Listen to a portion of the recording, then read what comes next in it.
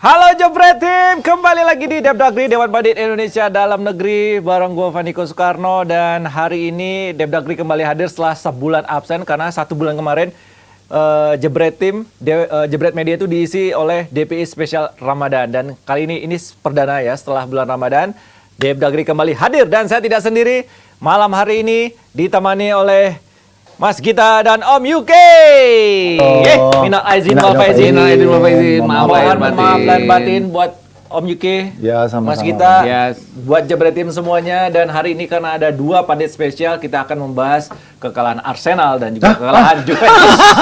Mereka ikut SEA Games. Ini sengaja kayaknya kita diundang berdua ini untuk dibully kan. Kok bisa ya? Kok bisa ya pas Mencair ya, di puncaknya mencair ya? Belum mencair, tapi menjelang mencair. Unyu-unyu banget ya si gajah ya. Kedinginan, mungkin juga turun makanya itu. Kedinginan ya. Juve, aduh maksimal. Juve emang udah lah, emang begitu mau diapain.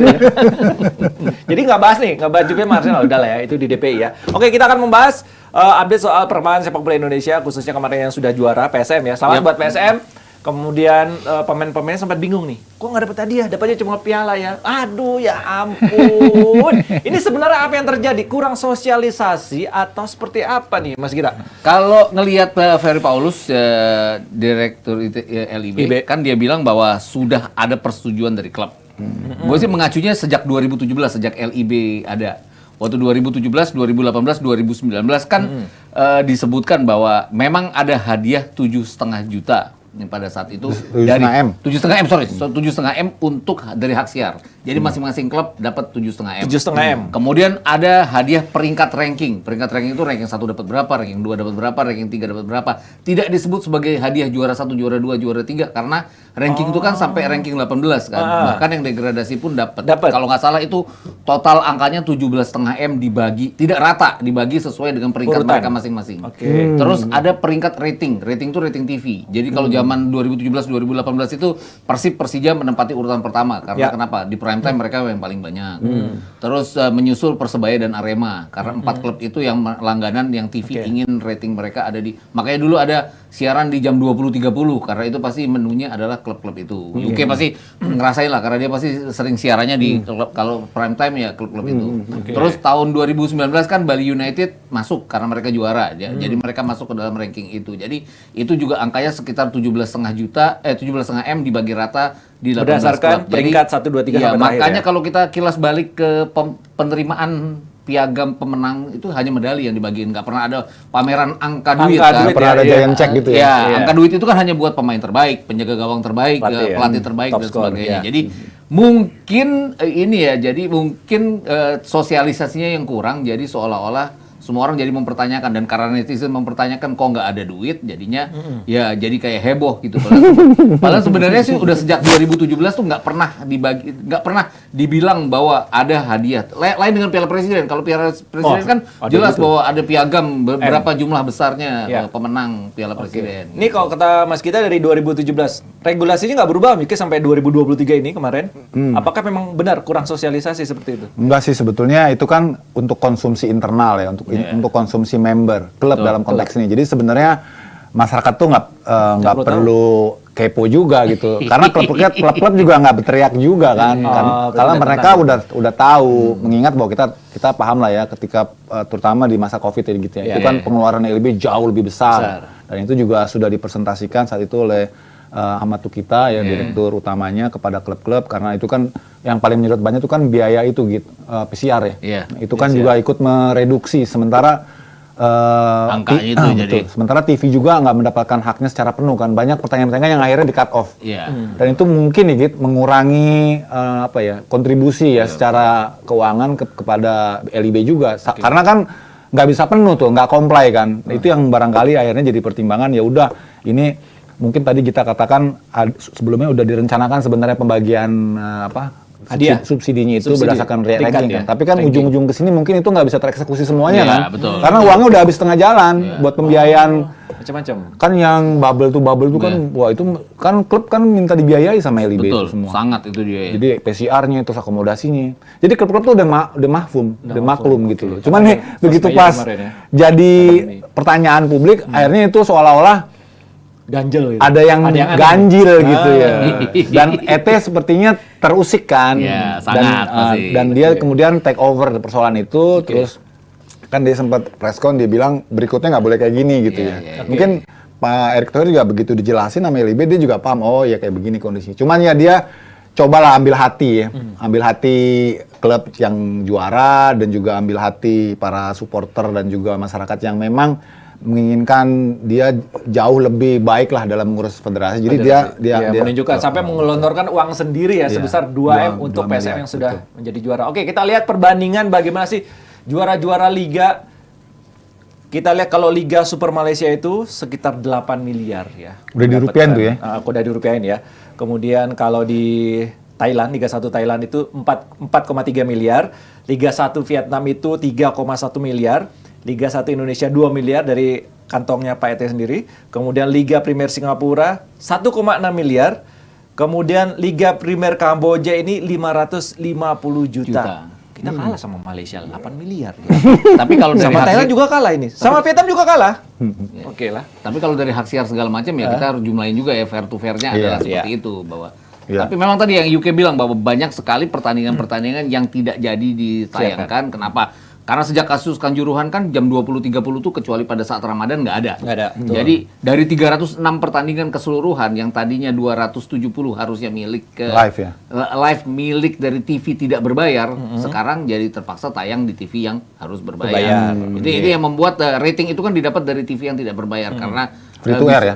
Free to air-nya bisa free to air. Nah, free to air itu yang tidak dapat. Itu yang membuat angka itu pasti otomatis akan berkurang jadinya.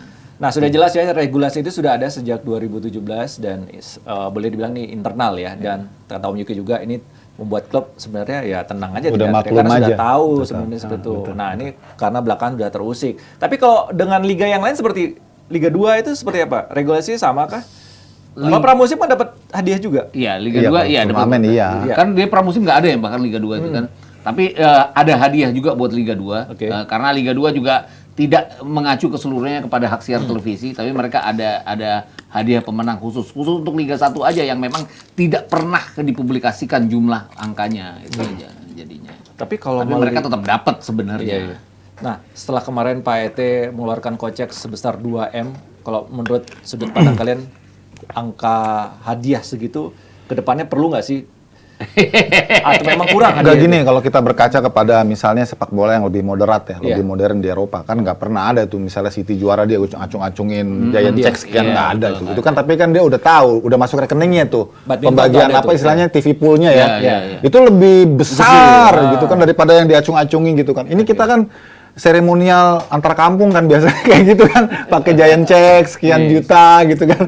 Nah itu sebenarnya bukan hal yang esensial menurut gue sih. Yang penting klub itu udah tahu hak dan kewajibannya dan mereka tidak diingkari. Yang celaka itu kan sudah dijanjikan, yang sebelumnya kan juga terjadi gitu, sudah dijanjikan hadiahnya di Liga Indonesia sebelumnya Pak Niko ya. Itu udah sering juga terjadi, dijanjikan, nggak dieksekusi. Nah itu rame baru dan itu boleh karena dia nuntut haknya kan. Sekarang ini udah jelas. Udah jelas dijanjikan, tapi nggak dieksekusi sama PSSI atau sama LIB misalnya gitu. Kalau ini kan memang udah dibicarakan sebelumnya gitu.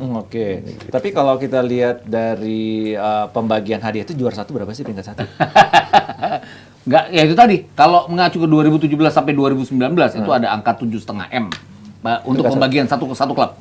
Kemudian kalau mereka menempati ranking pertama mereka dapat 7,5 M lagi. Gede dong. Tapi total keseluruhan itu adalah 27,5 M untuk 18 klub itu. Dibagi nomor 2, ranking 2. Mereka nggak nyebutnya juara, jadi ranking 1, ranking 2, ranking 3. Terus ada rating itu tadi. Rating itu tadi yang memang tidak fair rating itu ya, karena TV kan pengennya Persib sama Persija terus ya, yang terus main di prime time. Terus Persebaya, Arema mengikuti. Klub-klub lain kayak yang di bawah-bawah itu kan praktis mainnya di jam sore, di jam 18 yang tidak rating. Jadi itu yang membuat mereka pendapatannya berkurang. Jadinya. Tapi kemarin yang bilang tuh dia nyeletuk, ini kok liganya Liga Jawa ya? Yang itu nggak disiarin. Disiarin sebenarnya keberbayar. Ya. Karena 306 pertandingan itu semua disiarin, cuman ada yang buat siarannya UK, ada yang buat siarannya Alvino. Ada kepentingan di balik kepentingan nih sebenarnya ya. Ya, jadi itu tadi. Iya. Jadi ya sebenarnya semuanya disiarin dan semuanya diproduksi, hanya ya ada yang bisa lihat, ada yang Yang enggak. bisa enggak jadinya. gitu. Ya ini kan industri TV ya, Iya. mereka punya hak Mau nggak juga mau ya. Untuk mana yang kelihatannya ratingnya tinggi, Tinggi. gimana ujung-ujungnya kan traffic juga. Traffic juga. Karena hal seperti ini kan gitu juga sempat rame ya di Eropa ya, terutama di Liga Spanyol Iya, ya. betul. Perebutan hak siar, Iya, bukan makanya- perebutan TV pool itu kan. Makanya Yang mereka bikin Super League itu kan buat Betul. semuanya dapat rata. dianggap nggak adil, kok kenapa Barcelona Madrid terus yang dapat ini besar ya. Karena memang penontonnya lebih banyak mereka gitu Iya, kan. Dari betul. sisi bisnis kan ya wajar aja. Mungkin barangkali porsinya yang harus sedikit diimbangin gitu supaya yang paling bawah tuh nggak ngerasa kebagian ampas doang gitu kan. Kalau di Liga Inggris kan ada bottom ini kan. Ya, Iya. ada itu. Ada Nilai patokannya. paling standar di bawahnya gitu, Iya. 100 juta pound kalau nggak salah, yang paling rendah tuh. Paling rendah. Kemudian bertingkat secara gradual sampai ke atasnya sekian ratus juta gitu. Makanya di Liga Inggris kan kadang-kadang ada klub yang klubnya rata, jadi harus ada yang main Jumat. Walaupun klub itu besar, dia tetap harus main Jumat malam, Sabtu dini hari di kita. Ada yang main di prime time-nya Prime mereka, time, yes. ada yang main di waktu makan siangnya mereka. Itu pasti rata nantinya setelah dijumlahkan. Karena itu ujung-ujungnya adalah pembagian hak siar. Jadi main di segini dapatnya berapa, main di jam 15 waktu sana dapatnya berapa, dan sebagainya. Main di Senin yang mereka bilang Monday Night Football, itu akan dapat juga porsinya. Jadi udah rata, makanya mereka nggak ribut. Sama dengan Liga Champions ya, menang dapat berapa, tampil dapat berapa, kalah seri dapat berapa. Makanya semuanya rata. Klub kecil pun terkena imbasnya. Kenapa? Karena mereka bermain di liga dan kan nggak pernah ada juga dipamerin berapa dapat hadiah uangnya gitu. Nggak penting juga. Untungnya sih kalau di Liga Inggris gitu terkontribusi karena ke klub. memang yang nyarin banyak sih gitu. Iya, Seluruh betul. dunia kan. Seluruh dunia, Jadi betul. pembagian TV poolnya tuh ke klub kecil pun juga banget lumayan gitu ini. kan. Kalau kita mau jual ke siapa?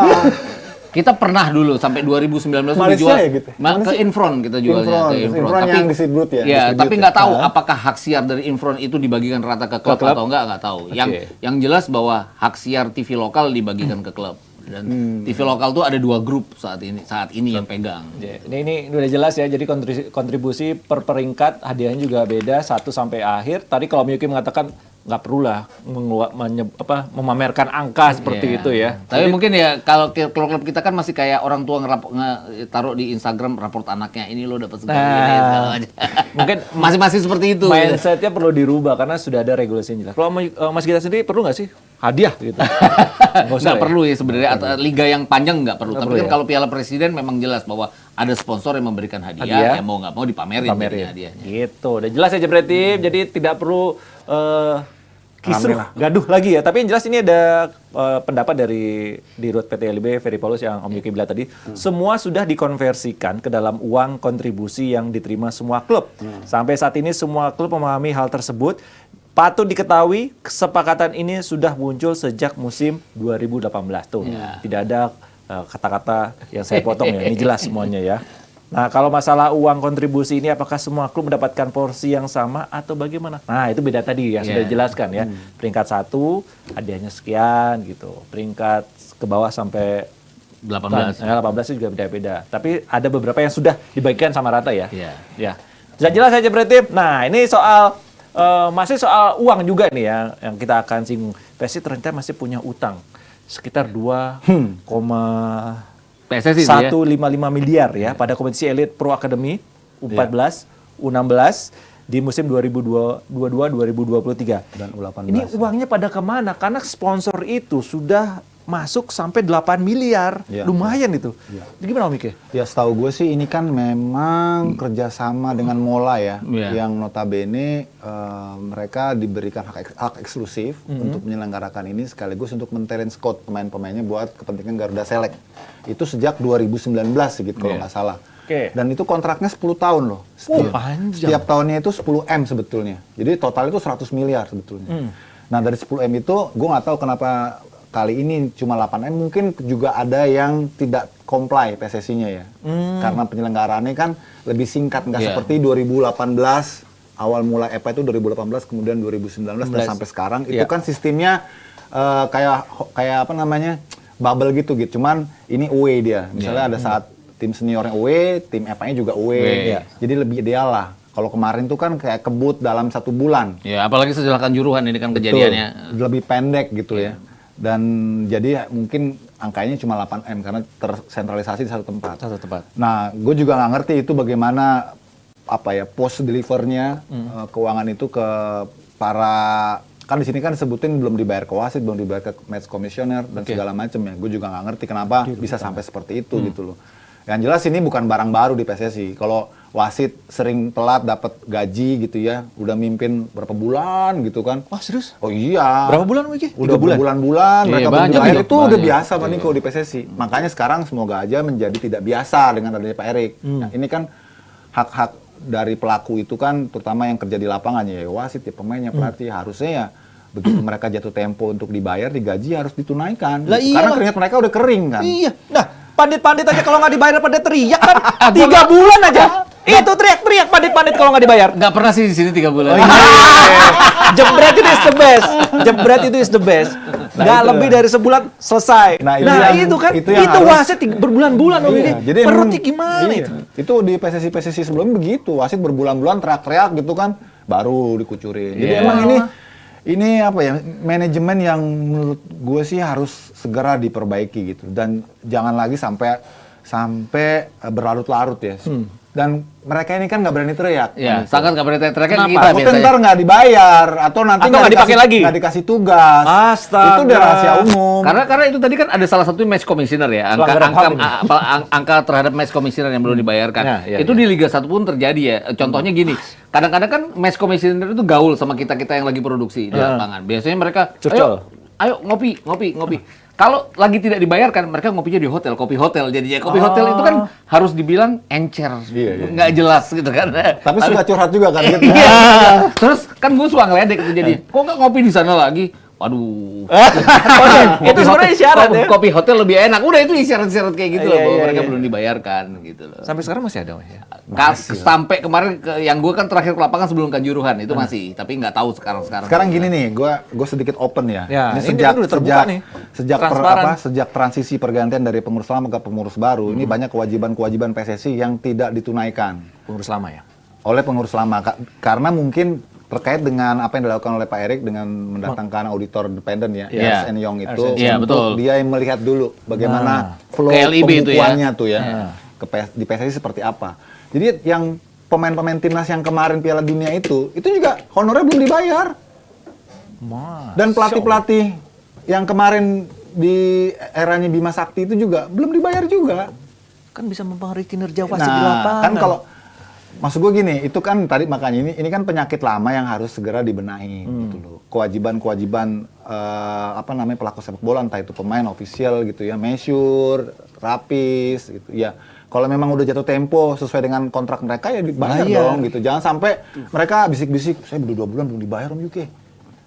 kan nggak enak. Iya kan nggak negatif enak gitu kan. Dan jadinya. itu faktual. Makanya dengan pada kesempatan ini gue juga berharap Pak Erik cepet dah itu Menuntaskan itu. dituntaskan. Terutama nih, Diselesaikan nih. terutama hak-hak para pelaku sepak bola ya, pemainnya, pelatih itu mereka yang kemarin timnas terakhir lah yang Piala Dunia itu juga belum dibayar honor mereka. Kadang-kadang kan jadinya seperti melihat bahwa wadah yang menangani ini semua kayak nggak beres jadinya ya. Itu juga kenapa akhirnya kok nggak ada hadiah buat PSM. Padahal sebenarnya hadiah itu ada tapi tidak dipublikasikan secara detail. Oke. Itu jadi yang bikin bahwa LIB ini nggak benar gini-gini. Padahal kalau hadiah kan sebenarnya benar-benar aja.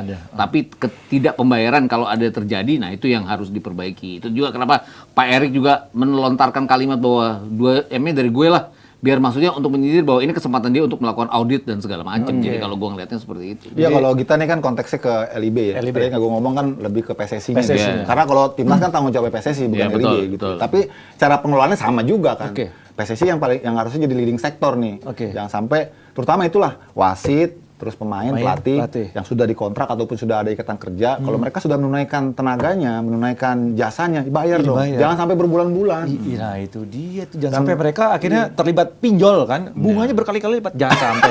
Itu bahaya Iya juga pinjol-pinjol itu ya. Yang repotnya adalah kinerja mereka nantinya. Di yang lapangan tidak itu di berpengaruh kan. Makanya kadang-kadang kalau keuangan kita, finansial kita nggak jelas gitu, kita nggak bisa ngelihat offside dengan benar. Kita tidak bisa melihat gol dengan benar. Seperti itu.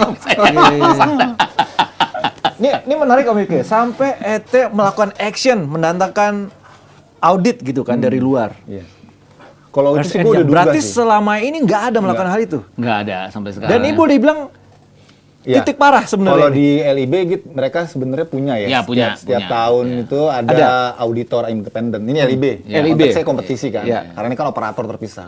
Tapi di PSSI itu gue juga nggak pernah denger sih di PSSI ada audit Ya. secara terbuka. Belum pernah gitu. kelihatan, Atau ya. mungkin mereka lakukan tapi tertutup gitu misalnya. Oke. Nah sekarang coba Erik membuka apa namanya ya, gembok itulah dibuat transparan karena dia juga kan orang baru datang, dia mau tahu kayak gimana sih lu flowing dari keuangan itu, pendapatan dari FIFA Gold Project seperti apa, terus pendapatan dari LIB kan LIB pasti kontribusi juga ke PSSI kan seperti apa, terus penggunaannya kemana, untuk apa, prioritasnya seperti apa, dia pengen tahu tuh, maka kan dia sebut tolong Jen, nyebut Yunus Nusi kan, Sekjen maksudnya, Jen tolong dibuka ini.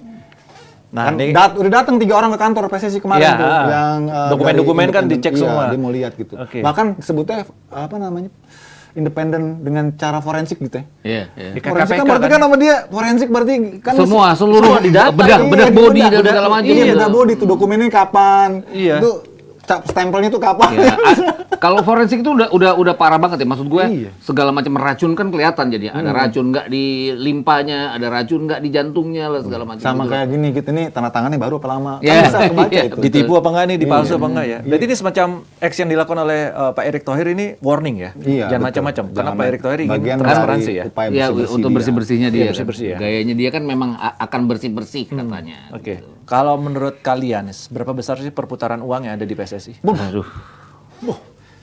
Gua nggak bisa ngomong deh itu dah. Kenapa, Karena Mas? nggak pernah dibuka gimana kita. Akhirnya yang ada kan cuma asumsi-asumsi kan. Ya, itu semuanya sih berdasarkan tebak-tebakan ya. Gue juga nggak berani menyebutkan angka karena ini akan mempengaruhi banyak hal nantinya. Ekspresi dua pandit ini setelah saya tanya berapa perputaran modal uang yang di PSSI? Kayak boom. Ini aja. Dari sisi produksi aja kan gue pegang Ya, sisi ya, ya, produksi. ya. Oke. Ini setiap tahunnya tidak pasti bahwa tempat gue bekerja itu akan pemegang produksi. Kenapa? Karena banyak yang bidding untuk ke arah situ. Itu artinya dari sisi itu aja tinggi nilainya. Berapa sih, Apalagi Mas? nggak bisa nyebut juga. Maaf. Ah, iya, Tapi paham. maksudnya kalau kita memperebutkan sesuatu itu kan pasti nilainya besar, pasti Besar, kan. Kalau iya. nggak kan kita nggak akan ngerebutin amat. Oke. gitu. Ya, kita doakan transparansi ini tetap terjaga dan yang harus, akan Erick Thohir apa benar namanya, ya. pemirsa Jelas. tahu juga dan teman-teman tahu itu kontribusi dari FIFA dan AFC itu ada. Iya. FIFA dan AFC secara rutin ada ya. Apalagi kalau kita jadi tuan rumah itu Iya. ada kontribusinya. Tapi dengan kita kemarin dapat warning dari FIFA itu apa tetap ada ya? Nggak juga itu. Ya? Untuk kedepannya. Untuk- enggak. untuk Tapi yang kedepan. kemarin-kemarin kan udah di-execute. Iya. Kemarin-kemarin udah di-execute. Udah Kan berkantor yang mau di diperiksa Indonesia. kan yang kemarin-kemarin. Iya. Ini Erik udah ngeluarin 2M.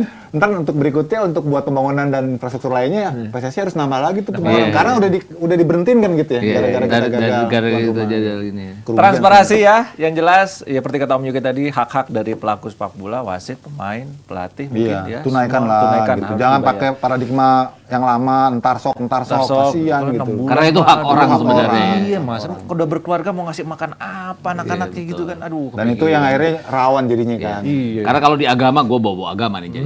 Kita harus memberikan hak orang, bukan hak kita itu. Yes.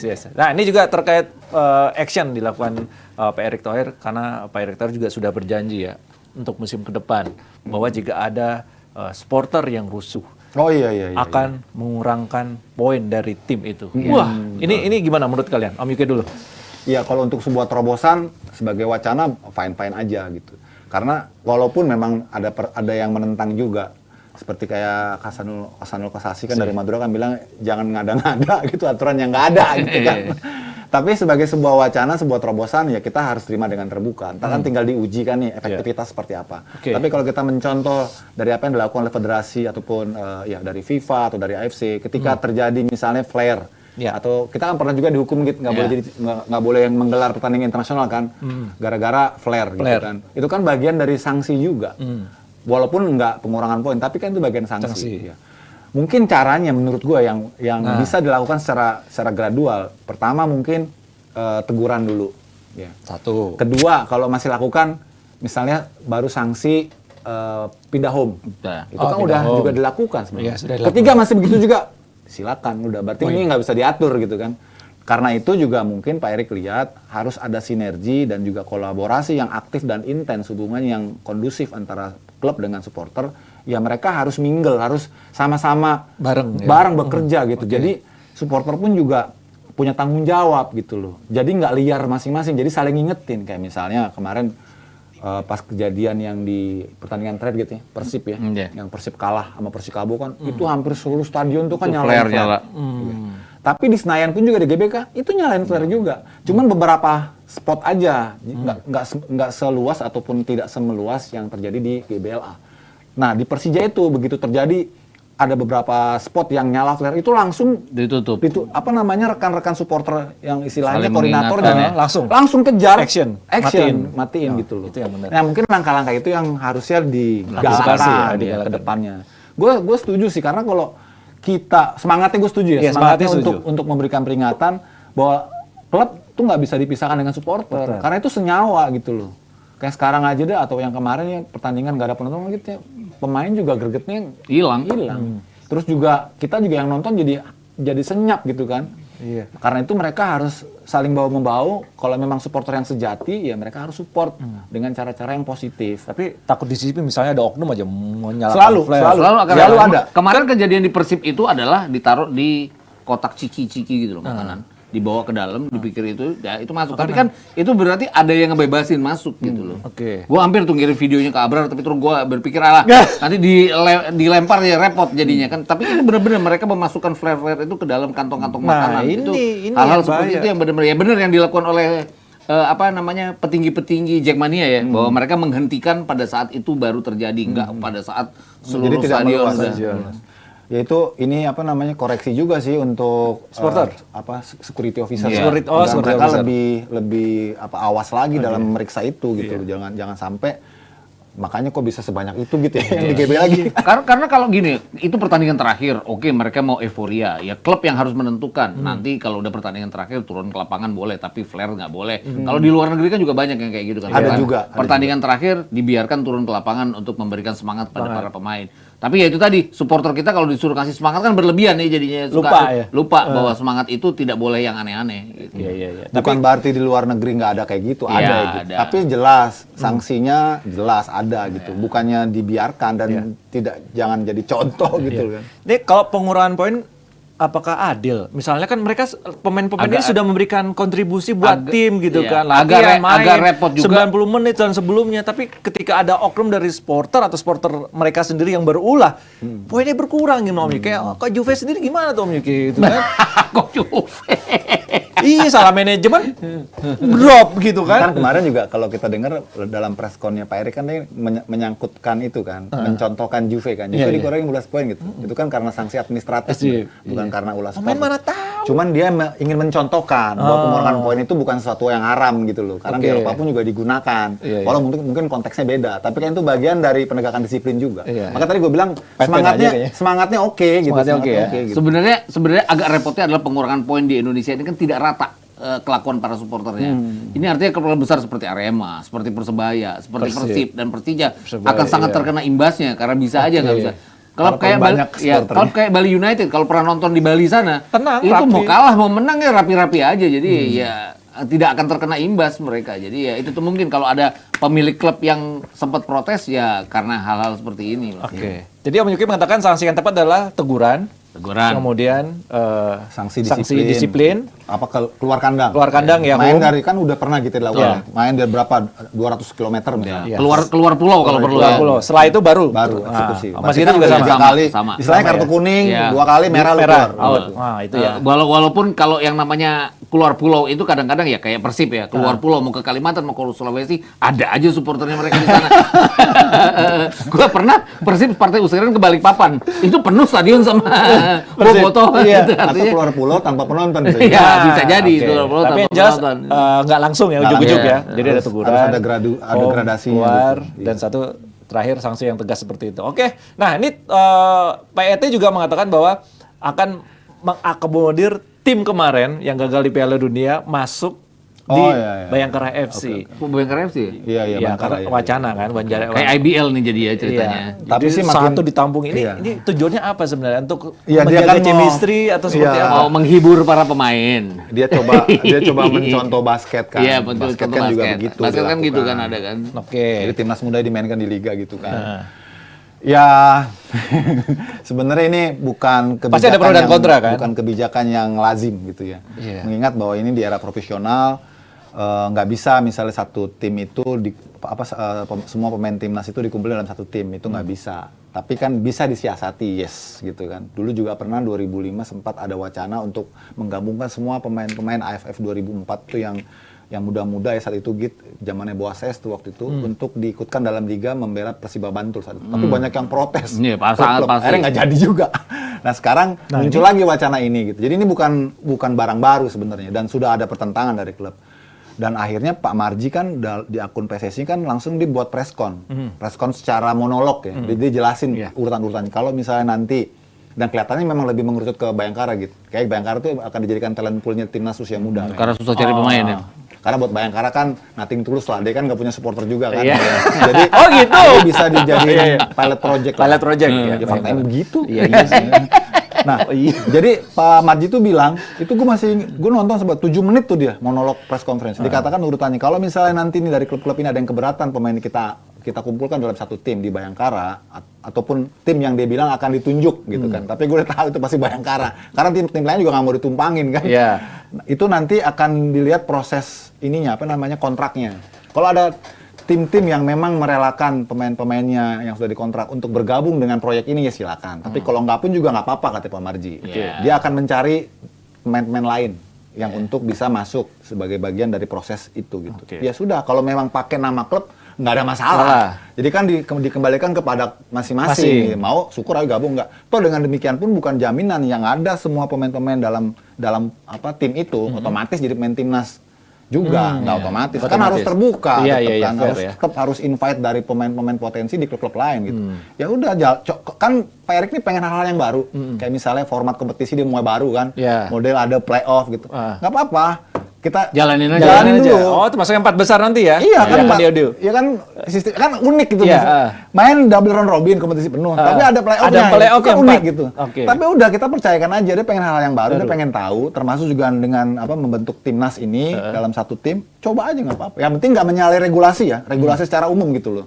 Kan jangan sampai ada tim ke-19 misalnya, itu kan nggak boleh, karena itu udah dipagari sama regulasi gitu. Mas Gita nggak apa-apa, fine aja. Fine kalau dicoba, tapi jangan ada protes di tengah-tengah. Maksudnya gini, ada satu pemain, ada pelatih kayak Thomas Doll, yang M. Ferrari dipanggil, Rio Fahmi dipanggil masuk ke Bayangkara, ya pasti dia protes karena ini didikan dia sudah membentuk tim ini dan segala macam gitu. Nah, itu tadi akan banyak klub seperti itu yang gue pikir bahwa akan sulit jalan.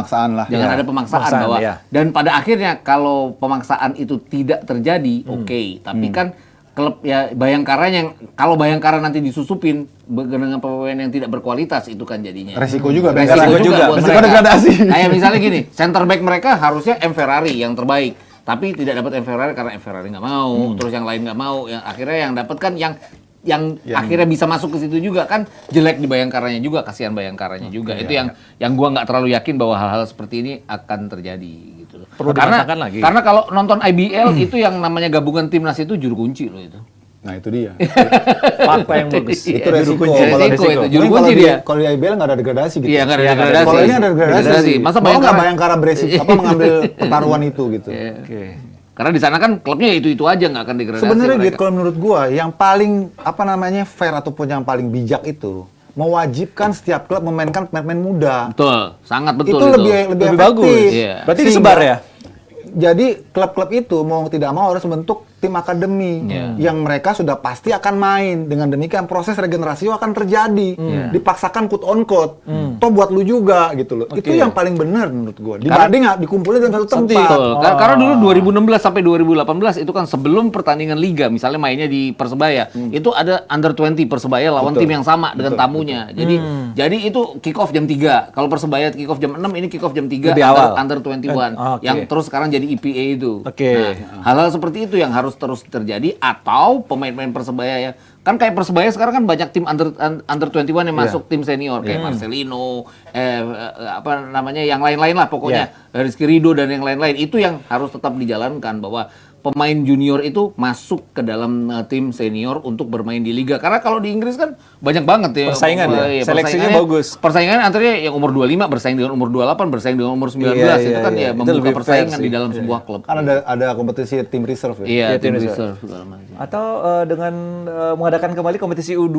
Yes. Iya, harusnya Yang iya. gue denger, yang gue denger nih musim kompetisi ini ada U21. Iya, Ada betul. satu juga. Jadi- Walaupun tidak menjual nggak apa-apa ya. Nggak apa-apa ya. Jadi dihidupkan seperti dulu zaman ISL U21 kan juga Iya, ada. betul. Dan yang kesini-kesininya itu kemudian Hilang. diganti jadi EPA gitu kan. Iya. Sayangnya EPA yang kemarin itu nggak gelar yang U20.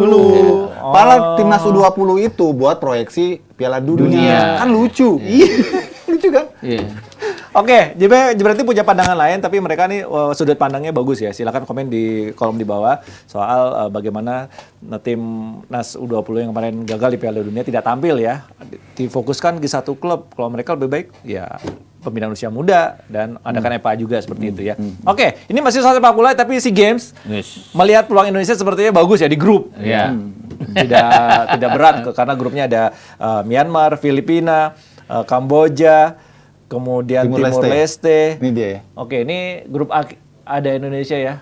Kalau melihat permainan Indonesia melawan Lebanon kemarin gimana? Ya masih jauh dari harapan ya. Jauh? Kita terus terang agak deg-degan juga sih kalau melihat persiapannya sangat mepet, kemudian cara main yang belum terbentuk secara jelas ya.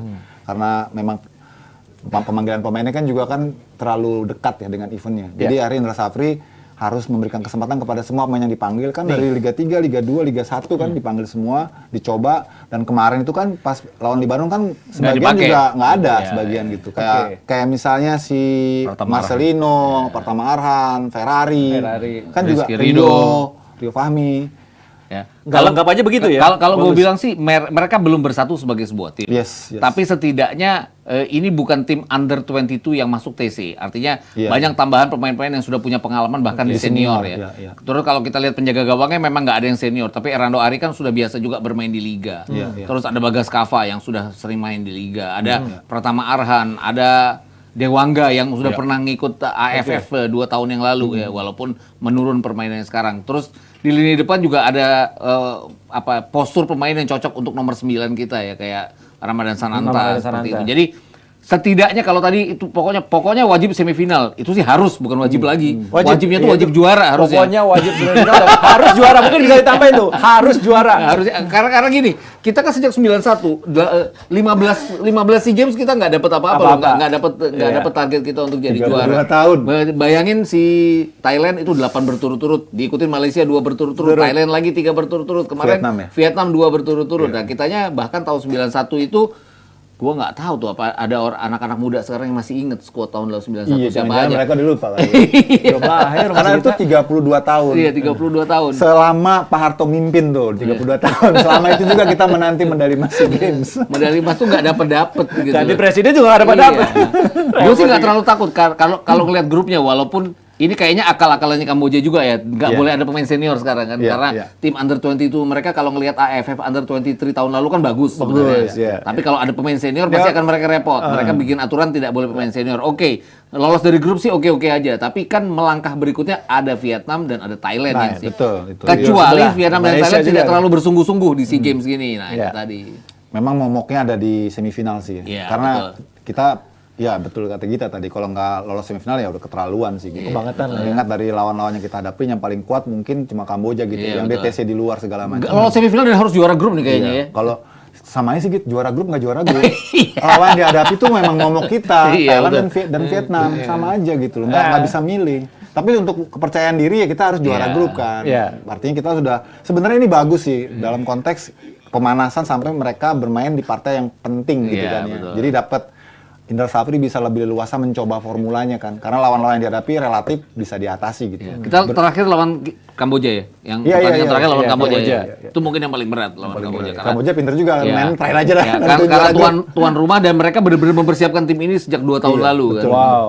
Dan kita di sini kan sempat menang tapi susah payah gitu. Iya, lawan iya, betul. Kamboja. Kamboja. Tapi kalau kita match pertama lawan Filipina besok sejarah sih memang bagus ya awal-awal. Tapi Iya. kan kalau kita lawan Filipina ada pemain yang Oh, oke nih, iya, iya. Santiago Rublico ini yang bisa bermain sebagai bek tengah dan bek kanan. Iya. Kita buta sih memang kekuatan mereka ya. Iya, Karena Filipina. kalau Beda loh. kelompok umurnya kan berganti-ganti terus Iya. ya, nggak bisa diukur lah pemain-pemainnya. Jadi Ya semua sama-sama lihat reputasi aja. Terakhir-terakhir di Filipina bicara banyak nggak di SEA Games gitu aja paling kan. Dan kemarin kan kita sebenarnya dari 6 SEA Games terakhir itu kita selalu masuk 4 besar. Selalu Dan ya. 3 diantaranya final. Iya. 2019 itu yang paling terdekat ya. Iya. Tapi gak Dan ada medali selalu ya. Iya, selalu dapat medali. Dan 2021 yang dimainkan 2022 SEA Games itu dipegang Sintayong juga kita cuma sampai semifinal. Perunggu waktu Perunggu itu kan. dapat Nah, medali. itu juga adu penalti lawan Malaysia kan. Artinya dari 6 SEA Games terakhir kita tuh tradisinya selalu lolos 4 besar. Makanya tadi kalau Giteng nyimpulin wajib ya iyalah. Wajib Karena- juara. Iya. Bahkan untuk Indra Safri kan sebetulnya ini pembuktian buat dia juga biar nggak penasaran ya. Soalnya pada 2019 dia udah sampai final. Betul, kalah sama Vietnam, Kalah sama betul. Pak Hang Seo Sama Pak saat itu kan. Pembuktian juara ya, Iya. bukan pembuktian yang lain. Pak ya? Hang Seo nggak ada lagi sekarang ya. Nggak ada lagi. Nggak ada, jadi bisa di kesempatan Indonesia. Nah, balik lagi kita melihat pemanggilan pemain yang dilakukan oleh Indra Syafri. Kalau menurut Mas Gita dan Om Yuki sudah tepatkah atau memang wah dia harusnya dipanggil nih, oh harus ini keluar gitu. Kalau gue lihat sih ini tadinya gue nggak berpikir bahwa dia akan manggil Marcelo Ferdinand karena banyak yang bilang Marcelo Ferdinand di Eropa aja nggak usah ke sini. Tapi kalau melihat keseluruhannya di lini belakang, lini tengah dan lini depan kan punya pemain-pemain yang jadi andalan klubnya pada saat main di liga. Jadi ini produk liganya ada. Terus kayak Pratama Arhan pernah di AFF. Terus Beckham Putra juga langganan bersama klubnya di liga. Terus kalau kiper penjaga gawang Hernando Ari kan bagus ya di Persebaya. Jadi kalau gue bilang pemanggilan pemain-pemain ini udah oke. Terutama di lini belakang dan tengah. Relatif sudah memenuhi kualitas yang kita miliki ya. Iya. Titan Agung itu dari mana Om Yuki? Pak dari Arema itu kalau nggak salah. ya? Arema dia. Tapi dia belum masuk dia masuk senior tapi jarang ditampilin juga ya. Iya, ini mungkin yang nama-nama baru ya tadi seperti Pak Niko katakan ya kayak Jim Carrey, Titan Agung kan kita nggak pernah dengar ya. Dia nggak pernah dengar. Tapi kan Indra Safri sudah memantau itu kan dari beberapa bulan lalu dan kalau tadi katakan pemain mana yang mestinya masuk tapi nggak ada, mungkin kayak Robi Darus kali ya yang mestinya juga bisa ya dipromosi. Iya, Robi Darus. Tapi sejujurnya Umurnya masih bisa dia. masih bisa. Masih bisa. Nah itu dia terkait dengan itu sebenarnya Indra Safri juga agak dilema ya karena kalau dia ambil pemain-pemain 2003 ataupun 2004 misalnya ya, toh mereka masih punya kesempatan di SEA Games berikutnya. Jadi sekarang itu generasinya 2001-2002. Oh, yang tidak akan bisa main di SEA Games Iya, lagi. 2001 2002 makanya Witan main lagi nih Witan untuk yang ketiga kali ini SEA Games nih Witan. Jadi saya lihat ataupun berdasarkan catatan ada 8 pemain ex SEA Games 2021. Jadi Hernando 8 ya. Yang menang perunggu waktu itu ya, yang dapat perunggu. Juara tiga ya? Terus ada Dewangga, ada Rio Fahmi, terus Pratama ya. ada Pratama, ada Witan. Jadi sudah cukup mewakili pengalaman lah. Dengan harapan itu mereka kan artinya kan pemain-pemain inti semua yang 8 orang itu kan diharapkan Indra Safri bisa mentransfer mentalitas. Karena kan di SEA Games ini yang penting itu kan mentalitas ya. Soalnya pertandingannya kan mepet-mepet nih.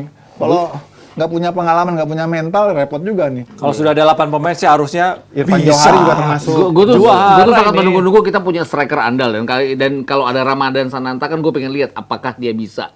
Karena ngacu ke AFF kemarin kan dia kurang dipercaya ya, Iya. kurang banyak jam terbang karena banyak seniornya. Ini kesempatan dia untuk membuktikan bahwa dia bukan cuma bagus di liga tapi juga bisa pada saat melangkah ke ini kan jenjang sebelum nanti ke andalan timnas senior. Oke, jadi menurut kalian berdua sudah saatnya juara ya. Harusnya ya. Harusnya juara ya. Melihat kekuatan tim dari grup B, Juara grup ya. Bukan juara grup. Bukan juara. Gue tuh jadi kayak apatis gitu loh kalau udah ketemu sama Vietnam dan Thailand yang satu itu gitu loh. Repot. Kalau sampai juara gimana nih Om Yuki? Wah, ya bonus lah. Iya. Bonus ya. Kalau gini ya, Gi, kita harus kasih pemahaman yang apa ya, supaya nggak terlalu ekspektasi besar. Ini kan SEA Games ataupun AFF Under 16, 17 atau 17, 19 gitu ya. Itu kan timnas kelompok umur. Termasuk SEA Games itu juga kelompok umur. Jadi jangan terlalu muluk. Kalau juara ya alhamdulillah penantian berakhir gitu. Kalau perlu nggak juara ya nggak apa-apa karena kita kan tujuannya ke senior kan sebenarnya kan. Ya betul. Pencapaian kita kan ke sana kan. Nah, itu yang Betul aja ini. Iya, menurut gue jangan sampai dijadiin beban gitu. Soalnya sekarang kan seolah-olah gini, kita ini proses mulu gitu kan nggak juara-juara.